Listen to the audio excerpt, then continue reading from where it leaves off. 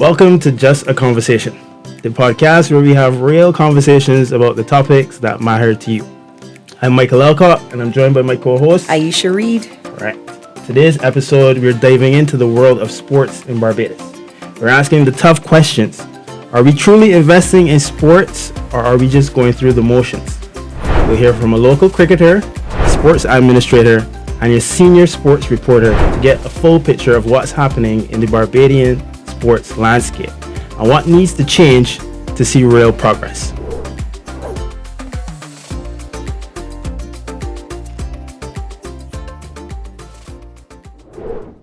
All right, today to discuss the state of sports in Barbados, we have three guests with us.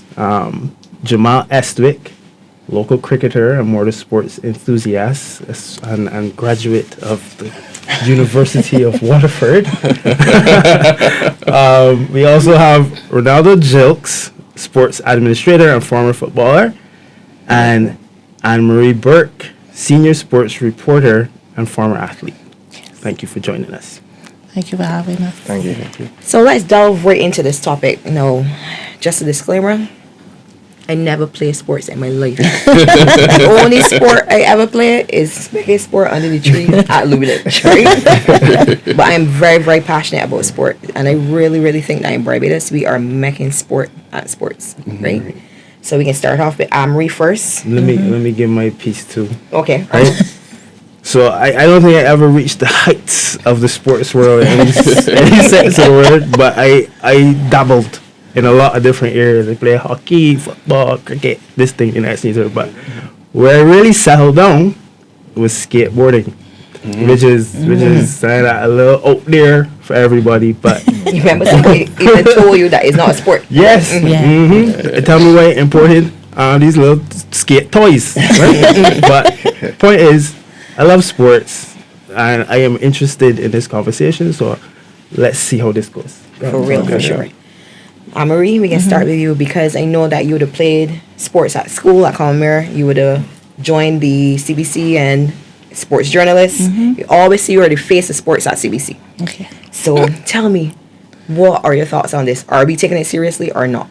I do not think we're taking it seriously because I think Barbados is still in the frame of mind of having sport as a recreation, whereas the world has moved on to sport as a business. So we're not taking it into perspective from that level. In addition, we don't have a sporting culture in Barbados. When I say that, people look at me like, what are you saying? We don't. Because if we did have a sporting culture, we would see sport not only as something to do after work, something to do after school, something to engage leisurely. We would see it as a path and a means of a profession, a path and a means of persons investing in it in a bigger way. So I don't believe that we're really taking it seriously. I'm in the same boat as you, and we're rowing together saying that we are making sport at sport. I have a question for you based on what you just said. Why don't you think Bajans think about it as a legitimate career opportunity or path? Just curious. I don't think we are premised on sport as a viable profession, really and truly. We come up, no, you play sport after school or maybe during school you have a 2 or 3 PE lessons. We don't see it as a pathway to progress. So I'm going to make the comparison of Jamaica. For Jamaicans, as a sports person, it is more than just playing the sport and being out there and winning. It is also a means of moving ahead socially. We don't have that built up in Barbados. So then because it's not premised on that, then we don't really see it other than it is a side thing. We only see it as important at peak times. Correct. School sports, where you have the inter-school sports going, then it dies down. If it's an Olympic here, or we have Olympics, we don't have enough Olympians, and then we pick it up again. If we see a major competition like the Cricket World Cup, oh look, we get this, but then it dies again. So it's more spontaneous than actually a continuum. So therefore, we just make it sport at sport. Correct. And then it also bothers me when it comes to Olympic time.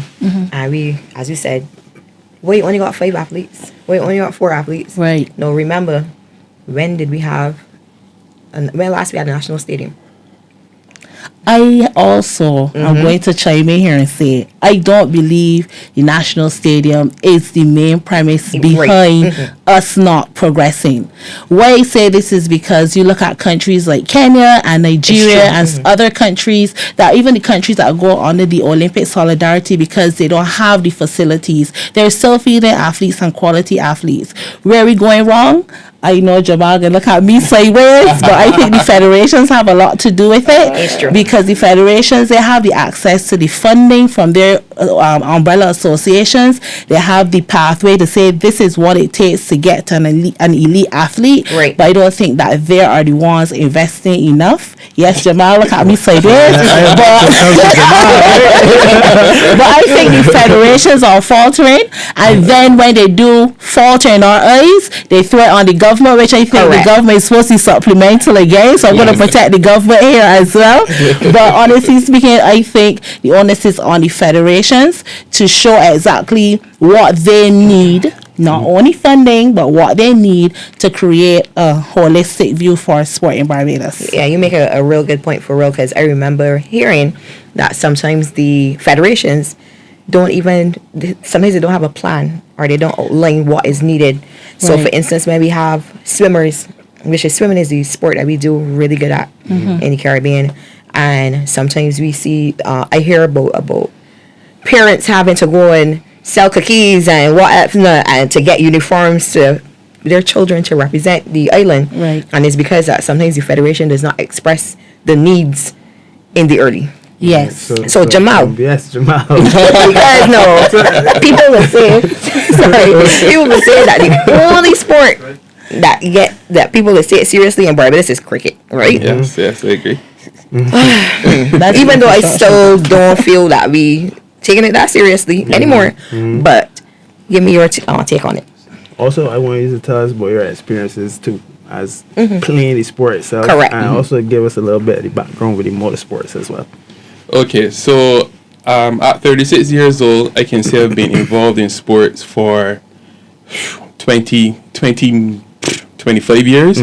I started playing, football at Bailey's Primary, graduated to playing football at Combermere and cricket at Combermere. Right. And after leaving school, would have played in BCA competitions. And while at Combermere, I would have tried different sports. Played, tried to play hockey, lawn tennis, because I had the mentality that I want to excel at something. And what happens, and tying into your conversation about cricket, what happens is that there's such a large pool of cricketers in Barbados that it's much harder for you to excel and go beyond just that as just an average cricketer. I don't think that I'm exceptionally good. So I was like, okay, well, let me try at hockey, let me try at lawn tennis, let me try at something right? and see what sticks, Unfortunately, nothing stuck. I said, I mean, you're making a living from it, but it's still a passion, and every Saturday you come. The first thing you do, get you sows, and then you head into a cricket.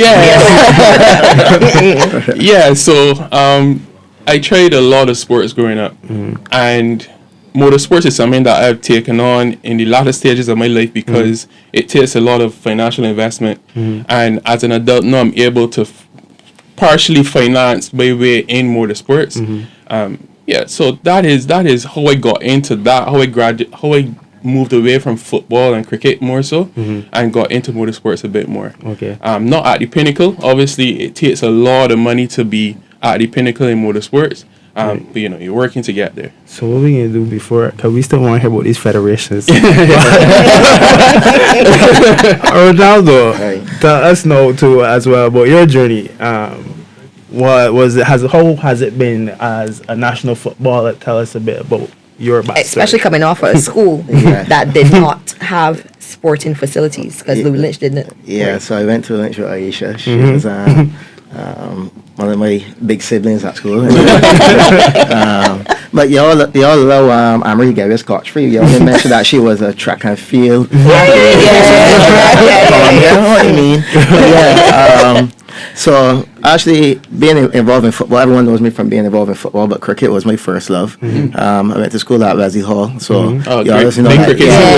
Cricket school. And as Aisha rightfully mentioned, we didn't have a huge playing facility or area to play at Lou Lynch.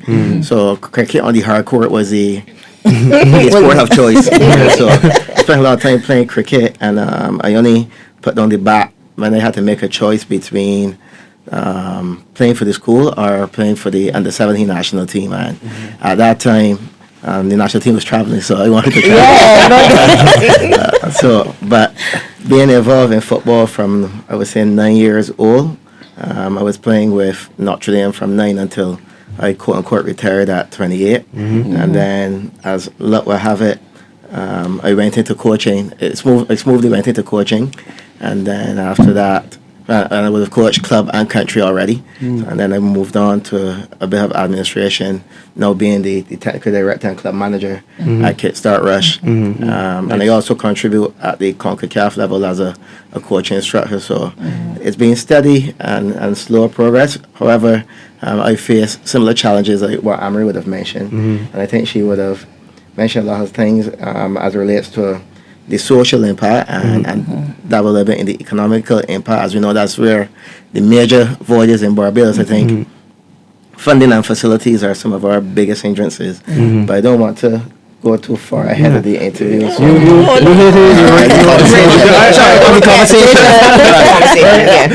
because you sound like you was a man know has experience with how it works at like a federation level. So I would like to hear some more to Annmarie's point about what was the problem. What is it? Because I will say this as well. I was the vice president of the Skateboard Association of Barbados, which was created out of the necessity that we were going to be taken seriously. Because at first it was just a group of riffraffs that want to raise time. Boys. Oh yeah, right. Yeah. So we had to put together a group, get a president, do a constitution, get everything started out so people would take us seriously. And that's when then we started realizing, oh wait, we could get funding and we could approach the Olympic Association and all this. So tell me a bit about how that process works. So being involved in football, I would say we are a bit different, almost somewhat like cricket as well. When you guys went into mention swimming just now, I laugh because when I heard that the things that they have to do to represent their country, you know, I was like, you representing, you got fund yourself. I've also heard of some athletes or some swimmers who couldn't make the team because they couldn't afford it. I've heard of parents who had to choose which child that they would send to represent Barbados. Right, and they sure Annmarie, well, you be on the ground when people talk to you a lot. I hear fibs. I like it. No, you're not actually. And I'm going to tell you that something that dates back to way back when. I was on my first national team at 8 years old, and it would have been the Caribbean of Teachers track and field team. And we were going to Guyana. Somebody told the administrators that you get your uniforms in Guyana cheaper. So my first national team, I had on a red shorts and a baby blue top because by the time we got to Guyana, there was no blue and yellow. So it was like, let's go and get the first thing we found. Not even I Love Barbados t-shirt, and it was a baby blue top and a red shorts. And my mother happened to travel with me, and the pants was so big, she had to run string through the pants to tie it on to me. And this is 1990. So you can imagine we're in 2024 facing the same challenges. So this is my problem here, where we don't invest as we should. And I put it down again to the federations. The onus is on you to make sure that your athletes are accounted for in every facet. And yes, there are federations that they have to fund for themselves. Right now we have an athlete compete. I don't know if I should call it the sport, but an international competition, and it was known for weeks that he had qualified for it, and it was in El Salvador, and he had to fund himself. Even though going to the federation knew, but they waited until the last minute. Obviously, they did not get the funding. He had to take up his own money and do it. And he's a professional athlete. Crazy. So he had to use the money that he gets from his solidarity to attend these competitions. So that is my fundamental problem. Yeah, and I would say football is different. Everyone knows about the funding we get from FIFA. Right. You know, and FIFA is probably the second biggest organization in the world after the UN. You know, when you talk about funding. So, however, while we get this funding, I would say that there's still a measure or it's still crippling. Let me put it that way, in terms of maintenance to the club, the development of the clubs, and subsequently players. That's why, for me personally, whenever and being at Kickstart Rush Football Club, we have particular resources. One of those resources is our attachment and affiliation with an entity called Rush Soccer, which is the biggest soccer club in the world, right? So we have a direct pathway through them, and we therefore are able to funnel our players through scholarships. You know, so it goes back to, I know we often have the topic or the conversation about professional sport versus collegiate sport. But me personally, I prefer the collegiate route because, as you know, you could look in more and butt you two on the table. But also, there are more avenues. For football, there's less than 1% of persons who are professional. Less than 1% of the football population. So, going back to the federations, and I'll speak particularly to the one that I am affiliated with, I believe it can do better. And Annmarie mentioned something earlier. Rich mentioned that the government is supplemental. You know, the government is not there to say, "Oh, you're from basketball." You know, it's almost a case of, you know, another. They say God does what to do for themselves. So you have to, as a federation, you have to come up with policies. That's the most important thing. Policies and programs. And I was kind of holding about this a little bit because just last year, the sports minister started to discuss the green paper. Right. But I can save that for the back end. Jamal. I actually want to take your guys up on something with regards to federations and funding and stuff. Well, let's rewind to your first statement. I think one of the major problems in Barbados is that we don't understand what it takes to be a professional athlete. First things first. It is very easy to go on YouTube, or Instagram, and see somebody dunking and scoring goals and that sort of stuff. And yeah, you're playing football for 90 minutes, you're playing basketball for whatever. Cricket is 1 to 4 days. But you do not, I don't think most people understand that most of the preparation is off the field. Correct. And you know, I don't blame a lot of youngsters because they're not around professionals. Exactly. So I don't understand what it is to be a professional presenter unless I'm around a professional presenter. So if I'm just coming up in the football system, I've never met a professional athlete in my life or a semi-professional athlete.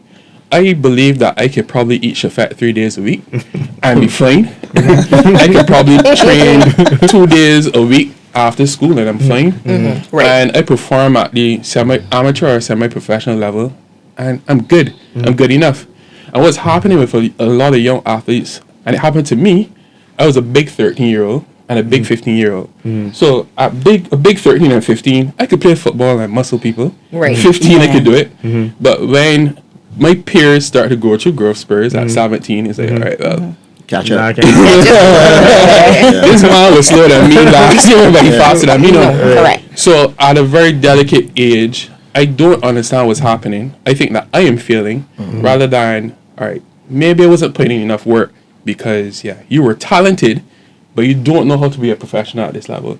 So going back to your point, we need to incorporate or we need to get a greater understanding of what professional sports is in Barbados and in wider context and beyond. We need professionals to, when they become professionals out of Barbados, come back to the system and not only come and train, but talk to children. Maybe mentor. Mentor on a different level. Mentorship is important. So it is not only on Saturday morning for 2 hours. You need to tell these youngsters, girls, boys, whoever, you can't play video games till 1 o'clock. Right. And play football at 9 o'clock in the morning. You can't eat what you want. You can't drink what you want. You know, there's certain things that you need to do if you want to be considered a professional. And the most important thing, this is something that we try to tell our youngsters in our karting programs and football and cricket. You see, when you see your personal image, and it goes to entrepreneurship too. Correct. Before you become a Usain Bolt, you are just a little man or a little girl, and what you post on your phone is an image of you. How you present yourself in the open world is an image of you. So what happens in these federations and these clubs and that sort of stuff is that you are the brand. You have to carry yourself as a brand. You can't just come to a sporting facility or to a team and just be talented and that's it. You have to market yourself as a complete package and market yourself to the world. But believe it or not, you probably have, I mean, let's say you're in motorsports, probably have the biggest professional in Barbadian sports in Zane Maloney. Yes, I was just gonna throw this out to the table. I wanted to figure out if we was gonna put who in the lead, which sport in Barbados would you say is closest to the sport being able to say No, sport, you have to differentiate. We can start with sport. Let me start with sport. Cricket is still And then if we want to talk personalities, we can try that. It has to be cricket. Cricket is king, but wait. Because cricket has the full structure. Correct. Cricket has the contractual structure. Cricket has the structure to move from the youth, the junior, to the youth, to the mid, to the elite. They have the structure. They have the investment as well. So cricket has the business plan in place, basically, and that is why they draw the attention as well, because when you have that business plan and you're operating in a business, you tend to attract more persons coming into you. So that's why they continuously get sponsorship. I want to touch on something that you mentioned. When the ministry opened up to the federations, we have $20,000 on the table for you, but you have to put forward these developmental programs. I spoke to a president of a federation, and he said to me, I said that why only 2 or 3 utilized? I didn't see your federation utilized. His response was they wanted so much from us. So it's like they didn't have the books in the accounts in order. They didn't have the structure in order, right? So we're just having presidents saying, okay, we can put on this tournament for this amount of time and that's it. But you don't have a full structure of what a federation or what a sports entity is supposed to be. So cricket has it. Cricket has it. Cricket closest to that. But we might say FIFA game. FIFA as well. Football in a sense, but football still does not have contractual footballers. Football's still very it's still sporadic. Football is sporadic. So you know for sure cricket. At the beginning of the year, you got this happening in May and June, July. Yes, you know what? If I get to this domestic level, I might get a pick for West Indies. So there is a chain of structure. There is still that, all over the place in football. Probably coming a little closer. It's getting there though. Football is getting there. It's definitely king. And to add to what Annmarie is saying, like, yes, there are these socio-economic benefits, but we also have to remember that cricket still historically is still a part of us. Yes. People. Yes. Cricket wasn't just used as a tool; it was somewhat used as a weapon too. Yes. Whenever we get to play against England, that's really where we came. Yes. We have a legitimate way to fight back. Yes. That's the region. Yes. And the growth of T20 cricket. Yeah. Sorry, that's what you were saying just now, Jamal, about having professionals. You get in every day to see. I could guarantee you, if up to the other was at football, see Shamar. I saw Sheen, Kimar. Like, these are guys that you could see in the street casually. And talk to them. When you walk in there now, and Craig Braffett walking in the halls of Conmere, and a little man at back. That's Craig Braffett, boy. You used to sit on that same class, boy. I used to play cricket on that same. So now he got belief. Inspiration and aspirations, So cricket is still king. And plus, don't forget, it's a sport that we made the most money. Athletes made the most money from. Their livelihood. We got a ton of athletes who are professional cricketers. I don't want to hear about personalities. No, I don't want to hear about personalities. I don't know Zayn, but then I want to say Zayn had an unfair advantage. Let us be fair. He came in with the financial unfair advantage. He had the back of the table, as we call it. I was also going to say, because I know a lot of people might not follow it, but I know the surfers in Barbados. Yes, the surfers, Chelsea, and going around the world and competing at the highest. No, Chelsea falls into the category of her parents, that athlete that had to do it on their own. I know where her parents had to refinance their house mortgage to get it done. So the athletes that we see excel for different reasons with the different socio-economic factors behind it. So Zayn had the financial right through. Chelsea had that home and that Environment. foundation Yep. environment. Say, this is, we want you to do this, we're going to give you all to make it. But then you have an athlete, they say, let's do Sade. Right. Who Sade is going on sheer talent. Yeah. And she had to move out of Barbados to, That's right. to hone that talent. So then her success is based on her talent. So we don't have a full structure per se still. But the cricketers, obviously, as we establish, they go through that business structure. So they get it through that. So at different intervals, at different sports, with different persons, they excel because of those different factors. So what's preventing the other sports, you believe? What do you believe is preventing the other sports from following that cricket model? I think the sports, it comes down to where do we want, where the sport is. We just had an NBA. We just had our first NBA signing. We signed off yesterday or day before. 2 days ago, First NBA signing. And it was ironic that when the name came out, everybody was like, who's that? I had no idea this person. I was like, who is he? That should never happen. But he's an NBA signing. So I'm saying, Celtics, Boston Celtics. So it is clear that the other federations don't have the push to get the athletes, I don't want to say it that way, but to the elite level. Yeah. Because if you do have that push, because every year for the Olympics, we focus on track and field. That's it. But the Olympics is a multi-sport. Where are our hockey players? Where are our badminton players? We're skateboarders. We can see how we can try to get a breakdancing team. I get him a job. You know what I mean? But it's like, what the other federations see it beyond just recreation? There are 4 major sports in Barbados. Tell me. Netball, cricket, football, track and field. I got to put in motorsport. But motorsport is in a kind of league of their own. In a different way, and motorsport. I didn't even know netball was there, to be honest. Netball is there as well. Netball is there as well. Internationally. Yes, because we're in the top 10 in the world. So we are up there as well. So netball is in there as well. So that's the top 5. But even netball is struggling. I want to ask you a question.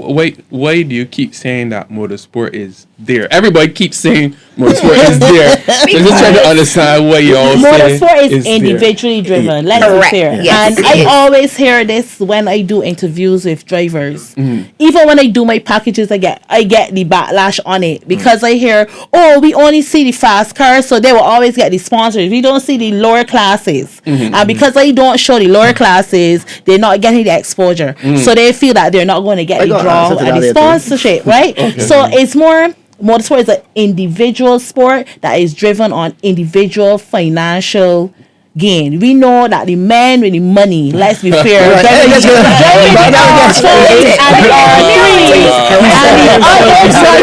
when he became the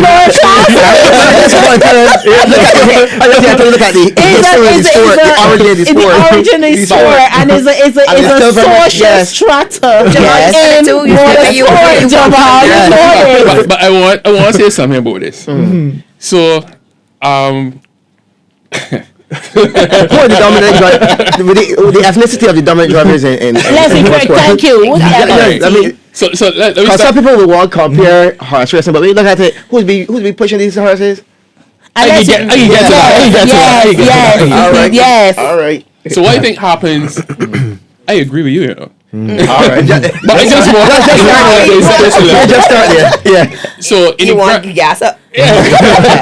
in the grand scheme of things, back to what we were saying, I think that we believe that the barrier to entry is higher than it needs to be.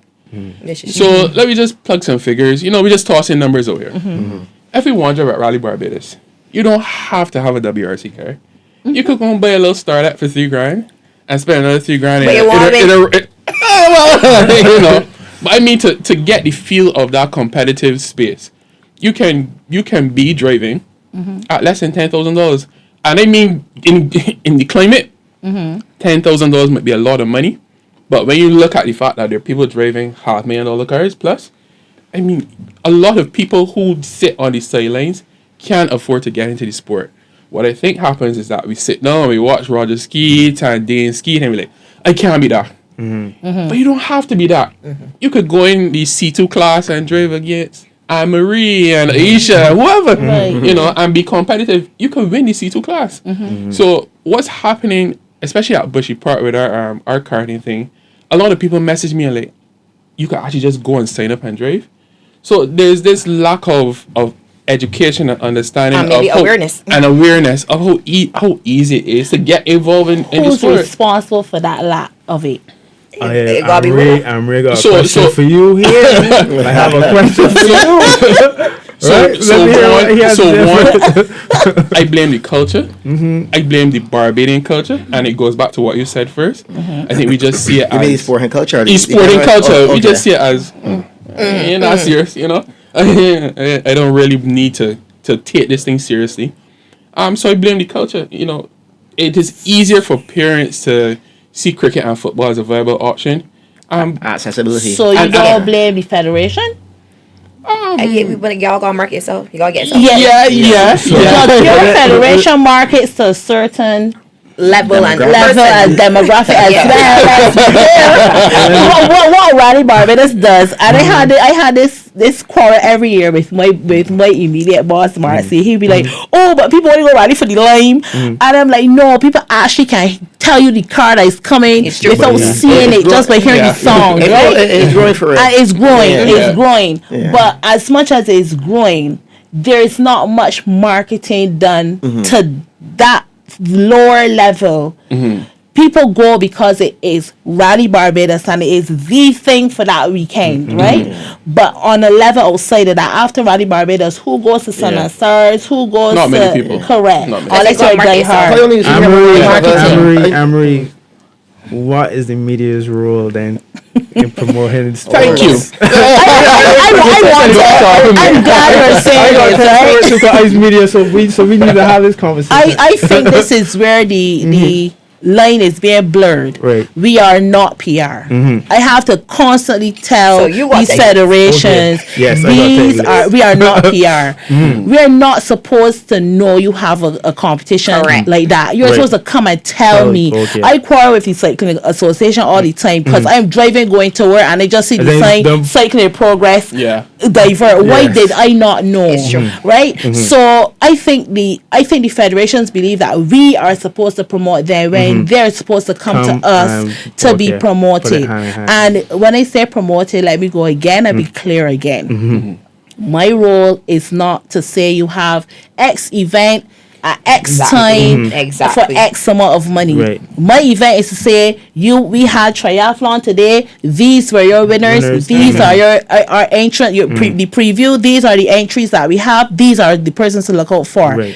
Next phase of it. This was your event. These were your winners. Right. I don't get into the element of promotion, and I Yeah. think that's where the lines are being blurred. The expectancy of the media is that we're supposed to put it out there, but how are we going to put it out there if you are not telling us to put it out Do there? you Correct. think there's an appetite?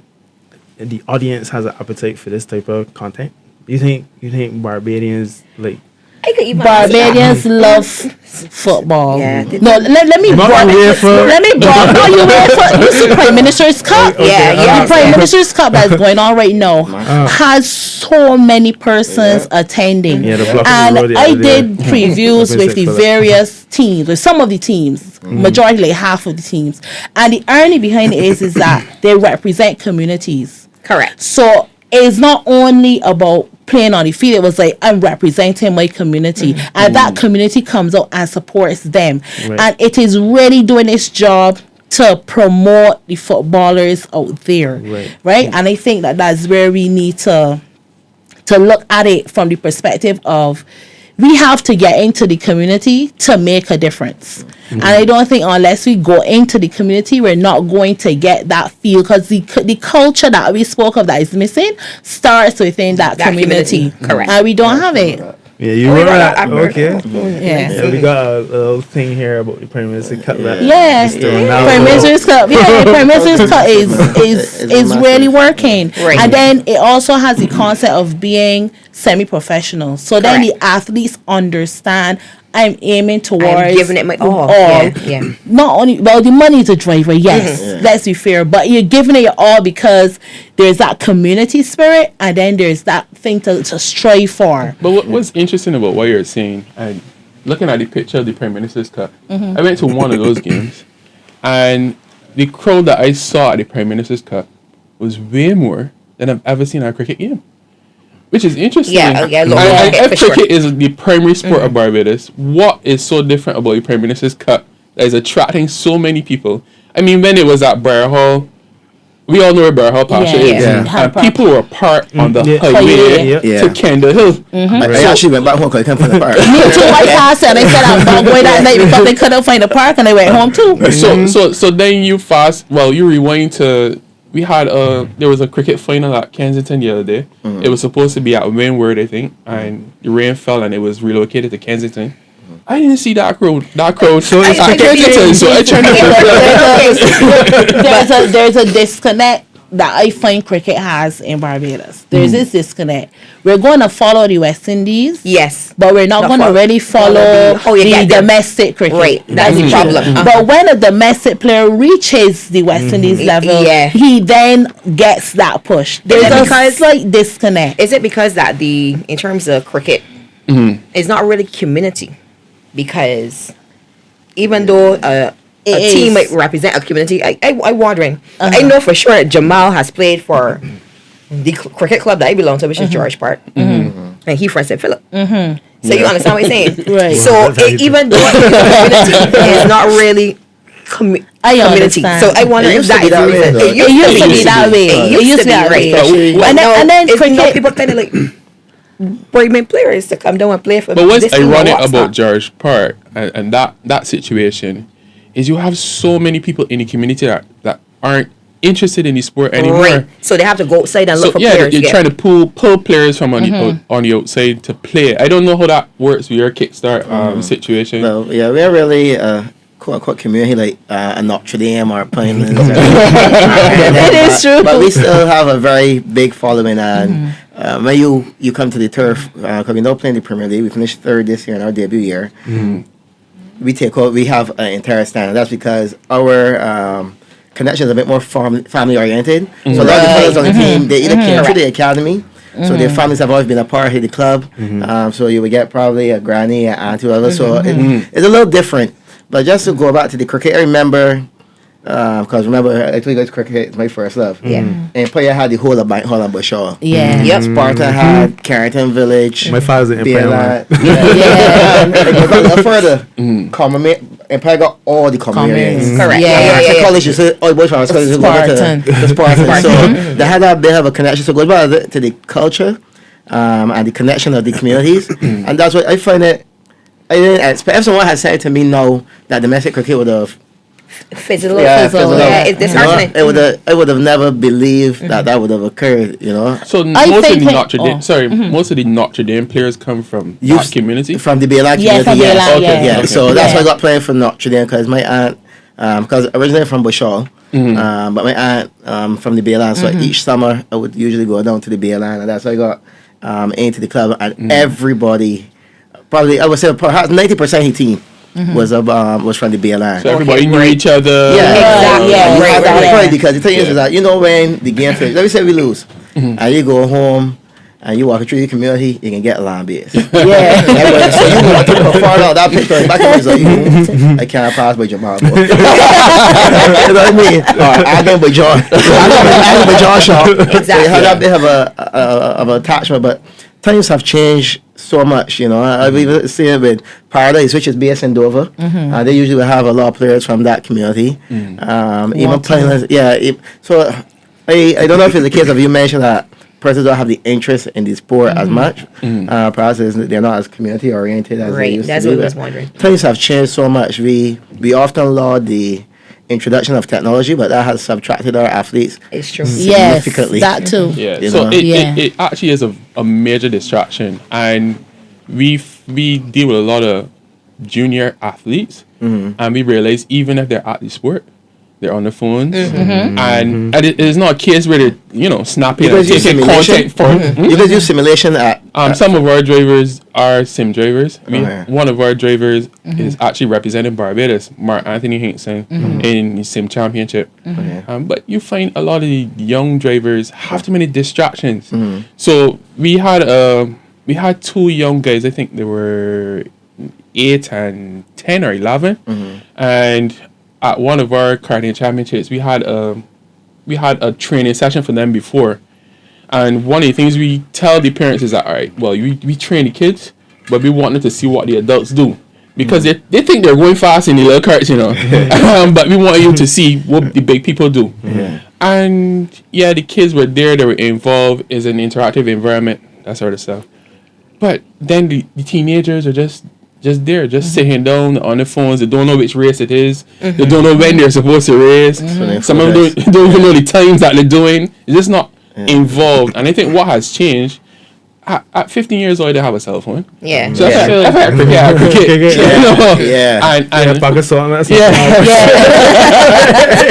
And Roddy Essex was there, Frank Blackman, Michael Small. If you're not sitting down and involved in what's going on here, then you got a problem. You need to be involved in this. So the distractions, too many distractions, causes that fray in the community, the fray in the involvement in the sports and that sort of stuff. So this leads me to a question here. This kind of coming off of your mention about your guy in the eSIM championships. Do you guys see a future for esports in the landscape? I know that we're mentioning that these children always play on devices. Do esports count? Does a man that could go and win a FIFA? We have something like one basketball. Already won the esports basketball competition. That was with Darren Hurley. I just want to say that it's all weird, but and then with I think Caribbean Games, Caribbean Games, it was the inaugural Caribbean Games in Guadeloupe, and our representatives, I think they came third. Okay. So we do have it. Okay. But we have to move. That is another one that is developing, just like skateboarding. Right. The concept of certain sports. Being sports is not fully invested in as yet. But So I've heard with the same esports situation, one of our drivers bought a rig and whatever, and the adults say, "Oh, it's just video games." It's just video games. And when you look at the prize money that these guys are winning, it's not just a video game. I mean, guys buying $1,000 rigs, entry to these competitions, thousands of dollars. You can hear a kid, a 12 or 13-year-old kid winning money for Fortnite. Millions of dollars. Sitting over the control in the hand and play video games. So I think your question is so relevant but it hits home again. How seriously are we taking genres like these, or genres of sports like these? Right. If we can't grasp the concept of the traditional ones, how are we going to grasp the concept of the new ones? So I think that's the problem. And going back to the cricket, I think what's happening now too at the various grounds where you see the kind of support waning is because that style of cricket, a one day, a test. I admit I am not a test fan. Too long to play 4 days and draw. You have to win. I can't be there saying, watching a man poke at the ball. It's 100 balls to get 20. And at the end, you got the winner. You know what I mean? So I think we are in a fast-paced world now.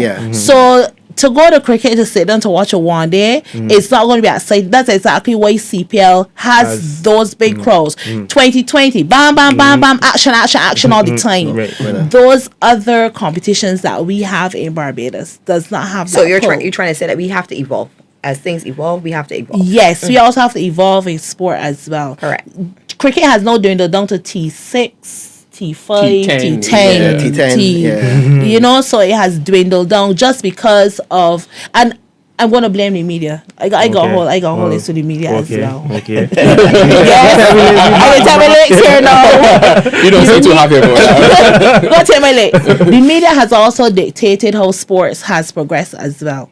Even was really upset this Olympic Games, where the access to the Olympic Games was hindered just because of media rights. Right. So where everybody could sit down and watch almost everything, people will call daily, I can't see this, where can I find this, where can I find that, is it online, is it not online? So the media has also started to control certain elements of it in such a way that we have also, and I say we because obviously I'm in the media, have shaped how things are being done. Right. So it's fast paced, it's quick, it's get it over with. We want a 30-second soundbite and not a 45 or a hour to explain anything.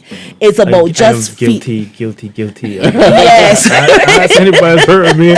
I want it 30. If it can't fit in 30 seconds, I don't want it. You don't want it. But then with that, we are now changing sport. Right. So we're changing the nature of it, the pace of it, everything. Yeah. So even down to how many breaks in certain sports and how long the breaks are cut down just because of broadcast. Right. Cricket. Yeah, for sure. Cricket is aired for the Indian audience. Yes. So we have to get up at 2 a.m. while they sit down at 10 a.m. and watch Correct. cricket Yep. just because they have that buy-in. So the media, gotta give it to them. We interfering. Real bad.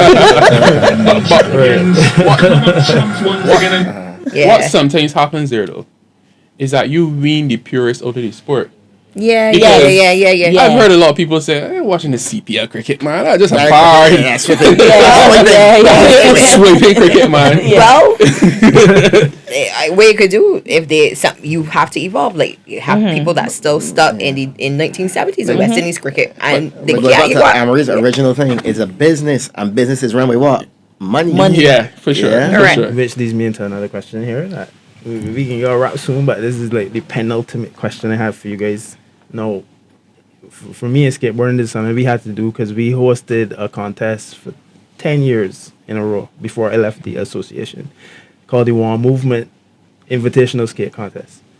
No, when I go in to sit down in front of a person and say, hey, could you give me money so that I could skateboard? It's been very difficult. How do you guys view getting people to invest in sports? Well, first and first, I guess it might be difficult because they may not know what benefits they can get from it. They still give you money because money. But still, I wanted to hear how it works in the other avenues. If it's easy, cricket is king.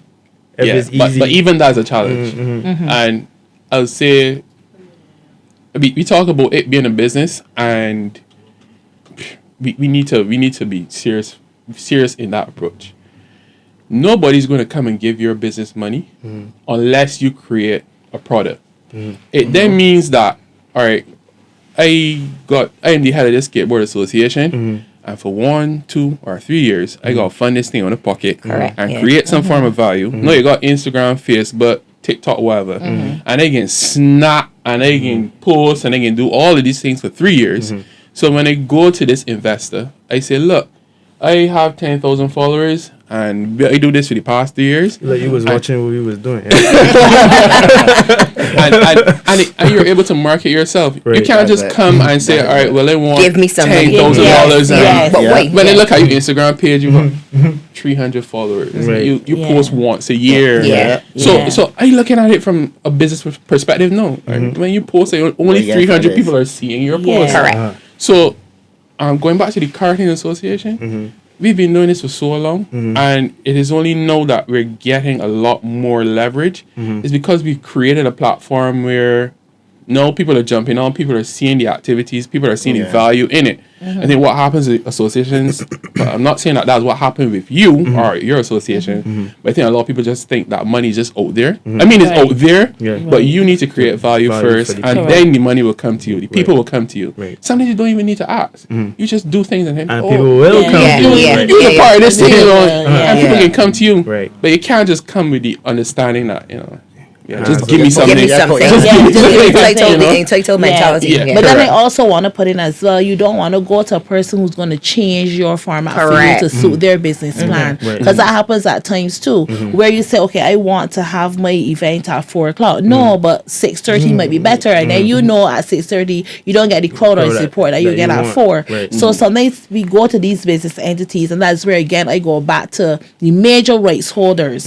They dictate the broadcast time. games. They dictate exactly when a certain event runs. Yeah. Even, I don't know if y'all see the stall tactics at the major track and field events now with the coming out of the tunnel. Yep. All of that. I sat down in the stadium in Peru for the Pan American Games in 2019. I watched the 200 meters that had Elaine Thompson in it, right? Those ladies had to stay on the line in the freezing cold because it was winter in Peru. Freezing cold for about 10 to 20 minutes just because they had to run this whole ad and this whole big thing calling out the names and whatever, and the athletes are there cold. So obviously you're opening your athletes now to possible injury, etc. So you don't want to go to investors that dictate. And that's exactly what the rights buyers do these days. They dictate who see it. They dictate how it is shown. And you don't sell as much as you want to say, well, this is my product, this is what I'm going to give you, so you get me back. You still don't want to go to a person who says, well, if I give you this, you have to do this. And I think some sports are kind of buying into the business end of things too much, and then as Jamal said, missing out the purest part of sport, which is football would. I wish football from a, because all right, I believe there's perhaps only 2 teams in the Premier League who are sponsored. The league isn't even sponsored. So who funds that?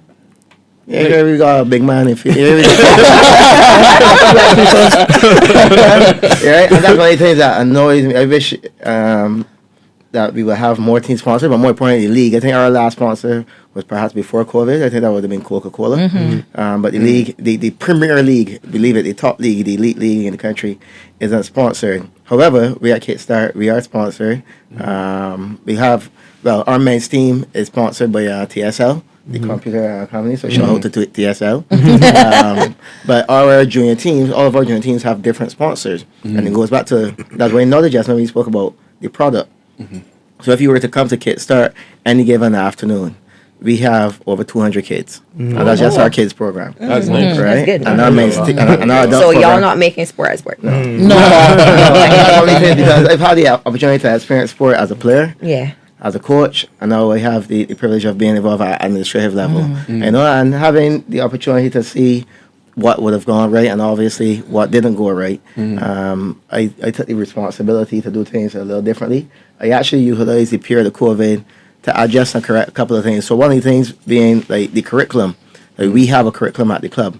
You know, a lot of clubs don't have that. So what I did last year, only last year, I created an orientation just like school. So we brought in the new parents and also some of the parents that have been there before. I represented the booklet.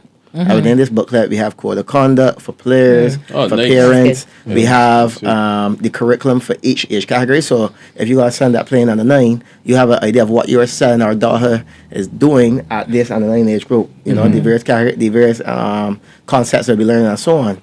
But then most importantly, we have a report card. So yeah, so you get opportunity to recognize. We have the 4 categories. We have proficient. We have mastering, we have a developing skill or weakness. Those are 4 categories. So when you look at it, you will know if Jamal Jr. wasting your money or not. When you look at the report. I'm sure your parents appreciate it. What I'm saying is, it goes back to the discussion of are we making sport as sport?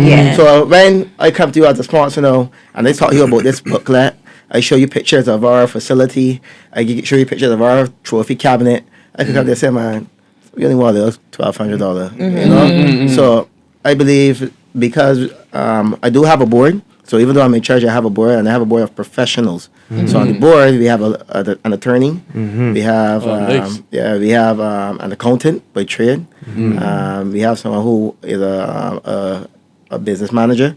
So we have these people in place who could basically assist with the running in the club because the football is just the presentation. Correct. So much goes in behind the scenes, as you already mentioned. Yeah. You know, football is just the presentation, and we do get a bit of stick for how we operate and what we do because we are not the norm. I was about to say, because let the others see what you're doing, including national federations, be honest. We do get some stick from those people. Yeah.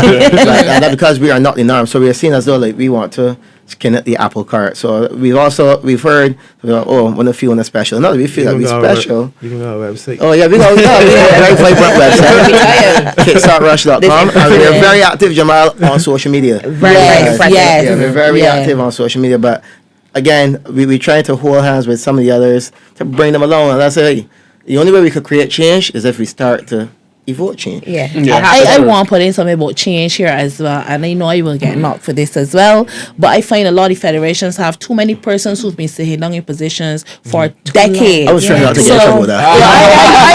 I jump in hot water, so probably get hot water together, right? Too many persons who've been doing it over and over and over again the same way, and then when you come in and you try to make change, there you are labeled troublemaker, you're labeled as a pot stir, and you know, so that's the problem. So you have persons. If you look at the top, let's be fair, if you look at the top administrators in Barbados, the persons who govern the top, they've been sitting on there for eons. Correct. So we can't move from where we are if they themselves don't move. Exactly. I've seen federations try to use certain situations, sliding young people, and I don't know where to find the voters, but they got right back in now. I've seen that. Yeah. So it's like they had a core person, so I was like, where? How y'all find these people to vote? You know what I mean?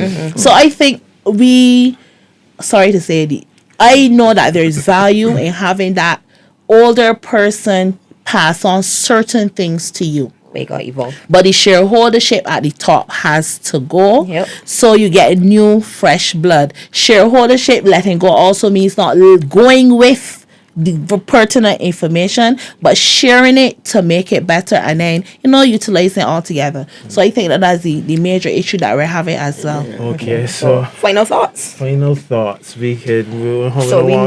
that Renaldo people in Mekkin sport, and more people should follow your. They need to come to you and get lessons. It's a team effort. We all have our different skills. So we try to put our best skills together to present the best product. And as we discussing final thoughts, I'm so keen to hear the green paper or the sports policy to that conversation to return. It started off so well, and I believe if it continues to wither out, we will go further behind. I always hear that. I don't know if you hear it within your sport or within the other sports. You always hear, we used to be this dominant in this sport. And that the other teams, and that we regress, is that we remain stagnant and everybody progress. So here, we used to beat this body. And no. So I'm hoping that the sports policy, because the real purpose of the sports policy is to give us a pathway. Strategically, we identify how we're going to implement programs through policies. We need to get back to that because it gives all the federations and it holds them accountable. What you were mentioning before. Yes. So I think we really got to get back to the discussion table about this sports policy. They mentioned it last year, and since then it just went upon deaf ears. Some things have been implemented, such as the mini stadiums. I see they started to find sample bleachers and all that, but I see Jamal smiling, so he's like, I don't know that, man. And you pass the baton down to Annmarie. No, pass it to Jamal, because Jamal is ready. Yeah, let me hear what Jamal got to say. I didn't see nothing about motorsports. The sports policy, I didn't see anything mentioned about motorsports, but I'm sure that has to be involved. I thought we were wrapping up. Yeah, you just opened another can of worms. Oh boy, that was a can of worms. Let's not go there. Yeah, so it's good that you mentioned the green paper and accountability, and I think that was really lacking in these situations.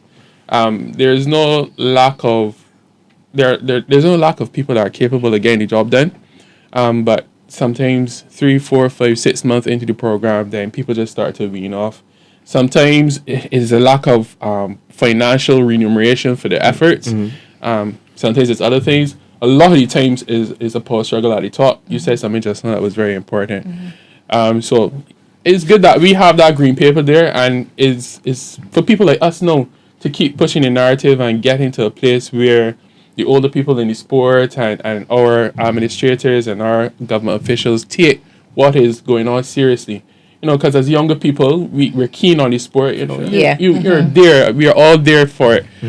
So we need to keep pushing. We need to understand now that we are the people that need to take over the sport. And just apply the pressure.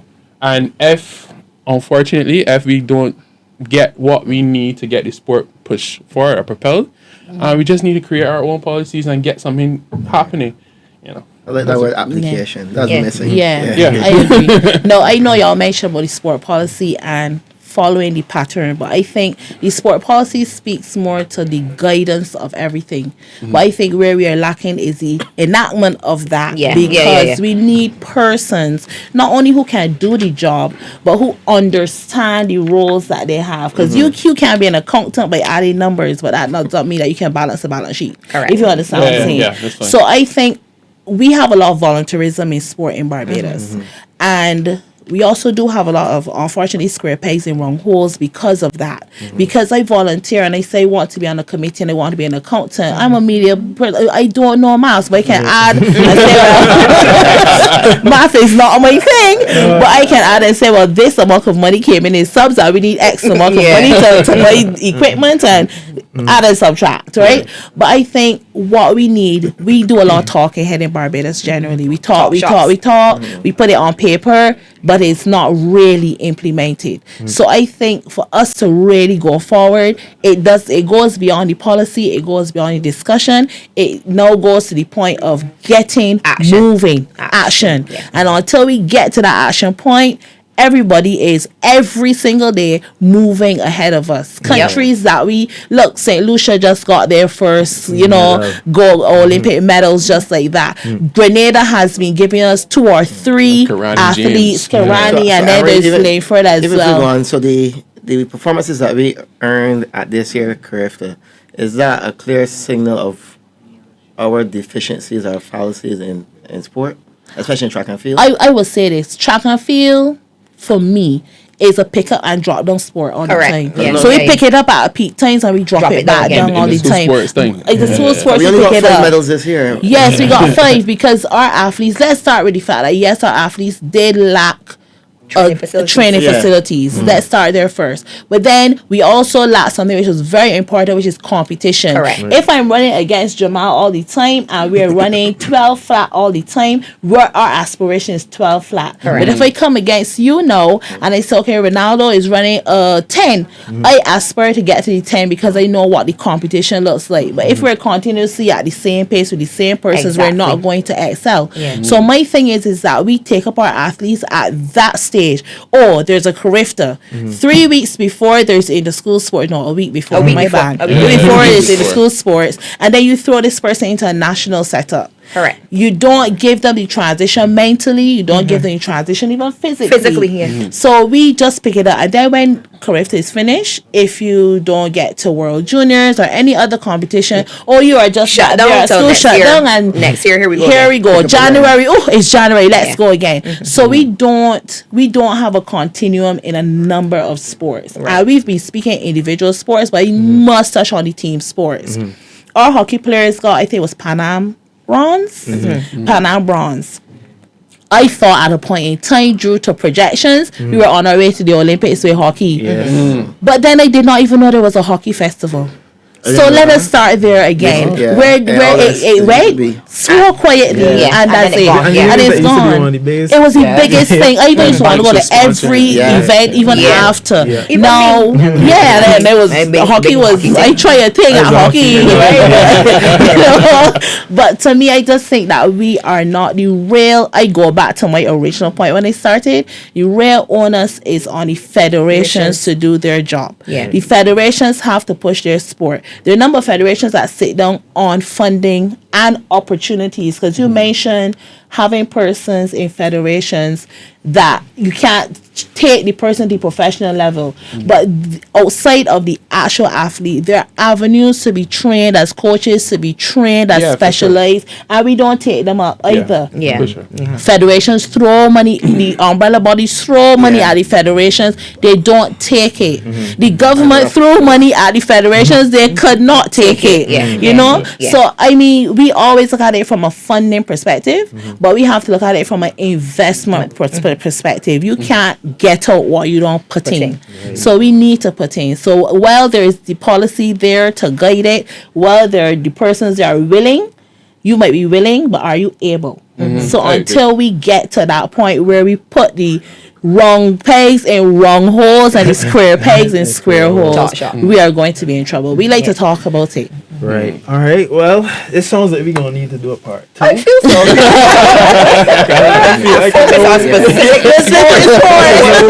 This is all wrong, man. But thank you guys for coming. Yep. The conversation was robust. It was a really great conversation. And I hope the audience enjoyed it.